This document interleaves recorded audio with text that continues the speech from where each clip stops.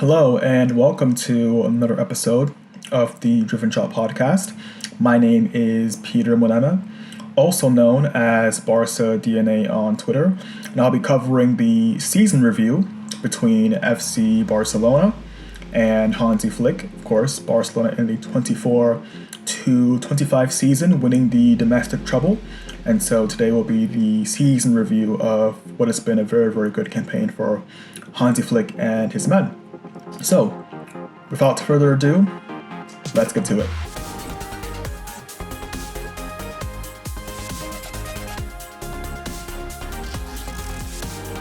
Alright, so coming into this season, of course, there was lots of questions surrounding this Barca team. Lots of uncertainty, of course, due to how the previous season went. Barca went trophyless there under Xavi before he was let go. And so coming into the campaign, naturally, there were lots of questions over how the team would look, what signings Barca would be able to make, how they would operate there in the transfer window, and also how they would react to their opponents getting stronger. Of course, Real Madrid had just won the Champions League along with the league title and had bolstered their team by signing Kylian Mbappe. And that really set the talk for the summer around Real Madrid building what looked to be a dynasty, whilst for Barcelona, there were lots of sort of questions and concerns that weren't seemingly at least being met. Even with the arrival of Hansi Flick, there were questions over his tenure with the German national team. There were questions there as well, given that he coached in Germany for Bayern, of course, where people for the most part thought that it was an easy gig, of course, being in charge there at Bayern in the Bundesliga, comparing that to La Liga and the level, and of course competing with Real Madrid compared to Dortmund. Most people probably wrote off Hansi Flick's success, domestically at least. And so there were lots of questions that he had to deal with and lots of restrictions as well that made things tough for him. But from the moment he arrived, Flick made no complaints, didn't make a fuss. He knew of the situation and was still very, very eager to coach this team. And so he went into preseason, rather than concerning himself with what was happening outside of his group of players and his team, he worked very, very hard. He instilled a very disciplined program for the players to follow. Physically, we saw massive improvements there in the conditioning of the squad, and Flick really went into the season trusting the players at his disposal, and that was one of the keys to what gave Barca such formidable strength at the very start of the campaign there. Now, he did receive a signing, Flick, in the form of Dani Olmo. That was the one big signing that Barca were able to make there in the summer. Of course, they were also after other players, but Flick's main arrival was Dani Olmo in the window. So as Barca began the season, there were questions there over what the role of Lewandowski would be, what the role of Pedri would be, what the role of Rafinha would be as well. Lamine Yamal coming back as a full-fledged starter after what he had done for Spain in the summer. And so when Barca began the season, Flick very, very quickly found his best 11.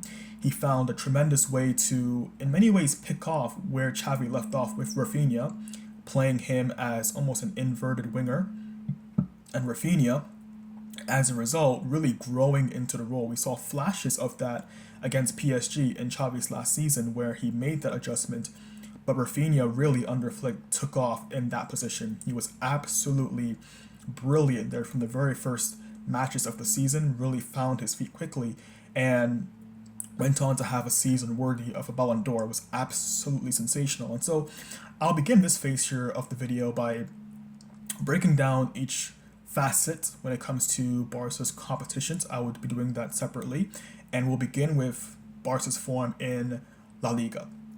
Now, it has to be said, Flick did an extraordinary job to get these players playing the way that they were. Even the likes of Bernal, Marc Casado, Inigo Martinez, Jules Koundé, lots of players who, for the most part, came into this season having questions over themselves, but left in extraordinary form. Of course, for Marc Bernal, the sad news was he suffered an ACL tear very, very early in the season and couldn't really build into the player that Flick would have wanted him to be in this first campaign. But nonetheless, he will have a place next season in Flick's team and there is still lots that we can expect of him in the future. But Flick, I thought, did very, very well to adjust to that, of course. He had to do so because he didn't have really any pivot in his team. He didn't have Frankie de Jong to start. He didn't have Araujo. And really, there were questions, of course, with no Gavi present too, what Barca's midfield was going to look like and how Flick could ensure that the midfield wasn't strained. But he did a phenomenal job, Flick, to put firm trust in Mark Casado, to allow him to develop, to get a taste for the first team, to really feel the trust of his manager, and that really came through there in the league. Barca were very, very good in the opening 7 games, a strong performance there, climbing to the summit of the league table, playing some extraordinary football, beating the likes of Valencia, Bilbao along the way, Villarreal as well, and really showing a good level. And then, of course, everything led up to the games against Sevilla, Bayern, and Real Madrid, where Barca came out there firing on all cylinders, ultimately winning those games comfortably. And of course, the 4-0 demolition of Real Madrid left Barca in a strong place when it came to their league title ambitions. But of course, there was the tough spell in November and December where Barca would lose against the likes of Leganés and Las Palmas and Real Sociedad. They would draw against Celta Vigo before once again suffering a loss against Atletico Madrid. And that was really a point where Barcelona's season domestically could have crumbled. It could have been a point where the team lost confidence and perhaps lost belief in themselves, as Real Madrid had taken over top spot, despite Barca at times being 6 points clear. They had lost that league and were now 5 points behind Real Madrid at the turn of the start of the year. And so there was lots of really doubt, and in that moment the honeymoon phase could have been over for Hansi Flick and his players, and they could have just simply given up. But that was never the case. Barca went on to have a phenomenal 28-25 season domestically, playing some wonderful football there, really recovering their form in the league, surpassing Real Madrid, going all the way. And really a big point in their season came against Atletico, winning that matchup there in the league. Then also came the match against Celta Vigo at home, where Barca made an extraordinary comeback and really put themselves there on the precipice of winning the league. And then really the clincher, before the clincher, would come against Real Madrid, where Barcelona were able to win 4-3 there at the Montjuic, playing some really, really good football there, and ultimately dealing the fatal blow to the ambitions there of Real Madrid when it came to winning the league. Now, next up, we will deal with the Champions League for Barcelona, of course, and going into this competition, there was a new tournament, there was a new phase of play for the team to adapt to, which meant that there would have been questions there over how Flick would handle the occasion, of course, handle the new format, and how Barca would cope overall during the campaign. But I have to say that they did a fantastic job there in adjusting to the new format. Of course, they were in very good form despite the loss to Monaco at the start. Barca went through the league phase there with some notable performances. The game against Bayern at the Montjuic, the 4-1 drubbing, was a massive high point for Flick. The game against Benfica, the extraordinary comeback when Barcelona were down seemingly 3-1 and yet came back to win 5-4, an extraordinary game there. You had moments as well looking at certain games against Dortmund away from home that could have been tough, could have been difficult, but Barca were able to win those games and ultimately go through. And then, of course, progressing through to the round of 16 and beyond, where Barca played very, very well, getting all the way up to the semifinals, of course, where they lost against Inter Milan. And really, across both legs, Barcelona were good in parts and also bad in parts there, of course, going down 2-0 in both fixtures before making some extraordinary comebacks, and especially at the Giuseppe Meazza, where they were 2 goals down, came back to lead 3-2 right at the end of the game. And really, if Flick had made some more defensive-minded substitutions and really parked the bus for about 5 minutes, Barcelona could have seen themselves in a Champions League final. So despite the exit there in the UCL and what it meant and how painful it was for Barcelona, ultimately I think they had a really good campaign there under Hansi Flick, especially given the pieces of his team that he didn't quite have, of course, especially for half the season there, with Frankie being out, Araujo being out, and then of course losing Ter Stegen as well, and having to deal with that, and having to deal with a young team as well growing into this competition bringing players back from injury, the likes of Gavi in particular, and trying to really construct a team that could go on to win this tournament there in the coming years. Then, of course, we move on to the Super Cup and the Copa del Rey. Barca, of course, were very, very good in these two competitions. Of course, with the Super Cup beating both Bilbao and, of course, the iconic 5-2 win against Real Madrid in January. Again, that was another high point for this team. And really, that wasn't a moment there of inflection where Barca were able to use the momentum of having won a trophy under Hansi Flick, having won that first trophy there, and especially the manner of which they did it there, beating Real Madrid so convincingly after doing so a few months ago, to do it again, especially having conceded the first goal, to make the extraordinary comeback to score 4 goals in the first half. Really, it was another moment where Barcelona, given how difficult the end to the first half of the season was, this was a moment where, had they lost, again, those negative feelings, the lack of momentum, the pain of losing, could have come back to hurt them. But because they were able to win, and win in such a dominating fashion, it spurred them on in the second half of the campaign. It gave them tremendous confidence, and ultimately, for me, I think it led them to winning both the league and the Copa del Rey. Speaking of which, Barca in the Cup were very, very good. They handled their business well. They were professional there against the lower sides when they had to be. Then when they faced Betis, they were phenomenal. Really, really good, strong performance there. Then, of course, came the match against Atletico Madrid, where it was the 4-4 draw at the Montjuic, followed by a classic 1-0 win there, where Barcelona put on a really, really good and sturdy performance, getting to the final, where once again they faced Real Madrid, and Barca, of course, being fantastic in that game. The highlight there of their cup competition might be considered to be the win against Valencia, where Barcelona ran up the score, winning by at least 7 goals. But I think for me, rather, I would look at most likely the final against Real Madrid, where once again it was one of those moments there towards the end of the season this time where a trophy's on the line, you're up against your greatest rivals. There's a story of revenge for Real Madrid. There was also noise surrounding the match, the referees, everything in between, and yet Barcelona were fantastic. They had their head down, they worked hard, they outplayed Real Madrid for the most part in that game, scored some brilliant goals there in the first half. Wonderful goal there from Pedri, of course, iconic moment there for him.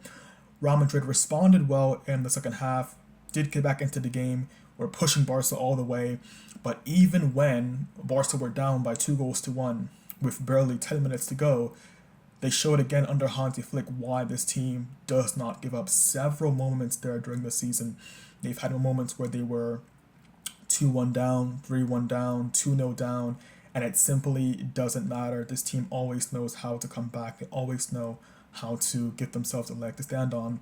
And in the cup final there against Real Madrid, they found their way back there. It was the equalizer from Ferran Torres, set up by Lamine Yamal, and then, of course, the winner from Jules Koundé. And it leaves Barca with a domestic trouble. Of course, having lost out in the Champions League wasn't the most ideal way to go. But looking at Hansi Flick overall and this team, I can give them nothing more than a 9 out of 10. I think for Hansi Flick, he's done really, really well to bring through players like Casado, like Bernal, to improve players like Inigo Martinez, to improve players there, even like Frenkie de Jong when he came back. Pedri, of course, physically he's been amazing today. And he's had, for me, what I would say his best season. No injuries, very, very consistent, arguably now the best midfielder in the world, leading all categories when it comes to chance creation, when it comes to running, when it comes to the defensive work as well. And then we can talk about the front line. Lewandowski's resurgence, having a 40-goal plus season. Lamine Yamal having an extraordinary campaign, absolutely brilliant under Hansi Flick, who's given him so much freedom and license to really express himself. I think he showed that under Xavi as well, but I think under Flick, given his more direct style, it's really, really suited Lamine Yamal, and it's allowed him to have a blossoming start to his Barca career. And of course, Rafinha, who many fans would have wanted out of the club in the summer, of course, to bring in Nico Williams, stays at Barcelona, plays and becomes really one of the captains throughout the season, especially in the absence of Ter Stegen and was absolutely phenomenal in every facet when it comes to his hard work there, his leadership, his attitude on and off the pitch there, to be present for these Barcelona players, to lead them. And then, of course, the work he was doing in front of goal, the goals he was scoring, the clutch moments there, the assist he was creating. Really, Rafinha led this team. He was a captain for really a lot of the campaign. And for me, I think next season should be one of the 4 captains. I think he's more than earned that right. He's put himself firmly in the conversation there for a Ballon d'Or, and he's been absolutely phenomenal. Likewise with Lamine Yamal. And of course, we've seen through Hansi Flick the return there of Gavi, the returns of Christensen as well. We've seen growth when it comes to players like Balde, Koundé, Inigo Martinez, Kubarsi, even Gerard Martin as well. You know, as someone who's playing a backup role, we've seen him as well grow into this team more. Dani Olmo's had some very promising moments, of course. He does need to really maintain his fitness going into next season, but so far the signs are looking rather good for him. And we've seen a team overall play with lots of joy and freedom under Hansi Flick, and I have to give him credit for what he's instilled in these players, especially with their never say die attitude. And so overall, with the season review, I would say that for me, for both the players, for what they've had to endure throughout the campaign, I think lots of times there, given the offside trap that Barca would employ, given how direct Barca were, given how free scoring they were, really, Barcelona for me did not get enough credit throughout the season. I've said it several times before in previous videos that it almost felt as if people from the outside were watching Barca with pitchforks in their hands, waiting for the offside trap to fail, waiting for the pressing strategy to fail, waiting for Barca to eventually stumble and fall in order for them to gloat and cheer over Hansi Flick and over this team. But overall, Barca were strong. They never cowered. They never turned away from their philosophy, even at times when you can say that it maybe bit them, back when it came to the Champions League there at the very end of the game against Inter Milan. But overall, Flick stood by his convictions. He stood by what he instilled in these players, and they repaid him on the pitch there with 3 trophies there out of 4. So for me, I think for Hansi Flick, there is nothing more that you could have really posed from him, given the constraints that he had to work under. From these players as well, for the most part, they've all raised their level. I really can't pick out a single individual who was a consistent starter in this team and say that they had a really bad season or that they had a really bad campaign. Of course, there are players on the bench who are going to have to move on because they weren't able to contribute as much as they would have wanted in this team. And of course, there are other players who were out injured who will be looking to depart, most likely Ter Stegen perhaps, in the coming season. But for the players who were part of Flick's team, who were given regular minutes, for the most part, really, I can't give any of them a bad rating. I thought they were really, really good throughout the campaign. They knew their roles, whether it was from Gerard Martin to Fermin Lopez to Eric Garcia to Ferran Torres. It really feels like every player who was involved in this team understood their responsibilities, their roles, and under Flick fulfilled them to their best degree. So overall for me, with this season, I would give it a 9 out of 10 for Hansi Flick and this Barcelona side. And I'm curious to see what's to come in the next campaign there, especially following the transfer window. But overall, that'll be it for me today. That'll be the video complete for the season review. Let me know if there's anything that you feel that I've missed or haven't covered, and be free to share your thoughts and comments below. Thanks for watching, and until next time, peace, Barça.